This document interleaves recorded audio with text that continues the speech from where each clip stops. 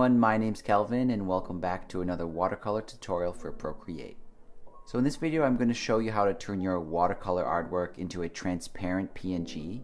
And I know I've covered this in a previous video, but I think enough has changed with Procreate and with the watercolor kit that I think it's worth making this video again. And if you're new to my channel, basically I cover how to paint watercolor on the iPad. So if you're interested in that, feel free to check out some of my other videos. So I've got my artwork already finished, and if I go to the layers panel, you can see I've done it on 2 layers here.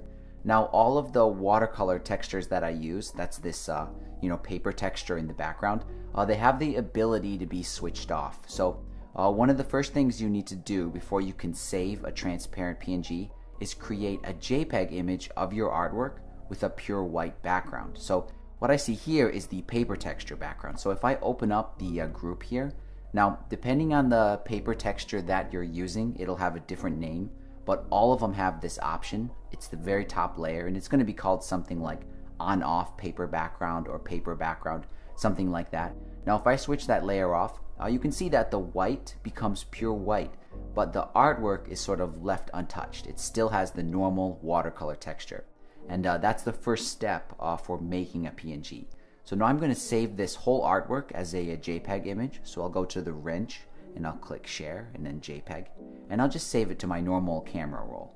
Now after that, I'm going to go to my gallery page and I'm going to make a new Procreate document from a photo. So up here I'm going to click photo and it will show me all the photos on my iPad, and here's the artwork we just exported. So I'll click on that and it's going to make a new Procreate document that's exactly the same size as that image.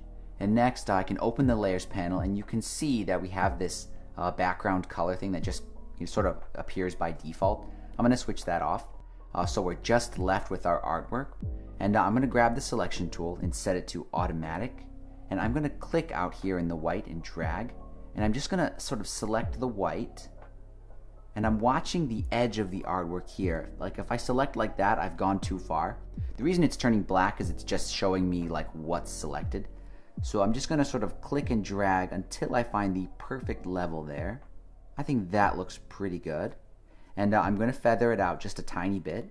So maybe 3%.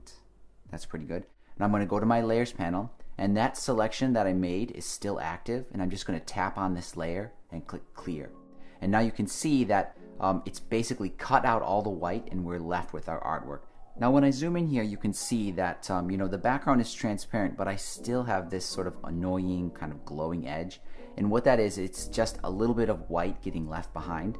So what I'm going to do to get rid of that is I'm going to do the same process we just did again. So I've got the artwork layer selected. I'm going to go back to the selection tool, set it to automatic, and I'm going to click and drag out here in the empty transparent area. And you can see when I click and drag, I can sort of move that edge just a little bit. So I'm going to move it until it's just against the artwork, just like that. And I'll zoom out and make sure it's not sort of encroaching too far on anything else, but that looks pretty good.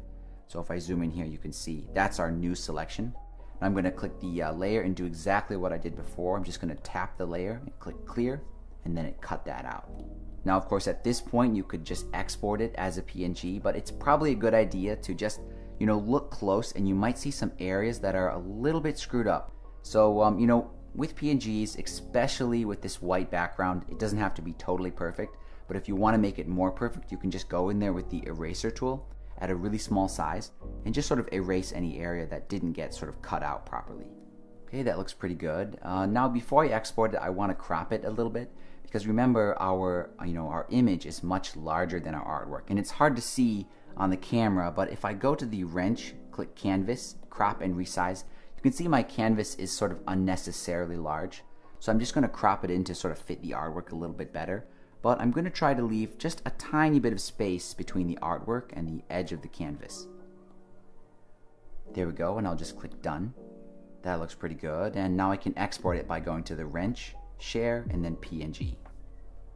And that's basically the process to export a PNG image of your watercolor artwork. The reason there's a few more steps involved is because of the way that the watercolor textures work. Like if I go back to my gallery page and then I click on my artwork here, basically the texture is like it has all these layers, and if you just turn off the background, this is mostly a problem with Procreate, to be honest.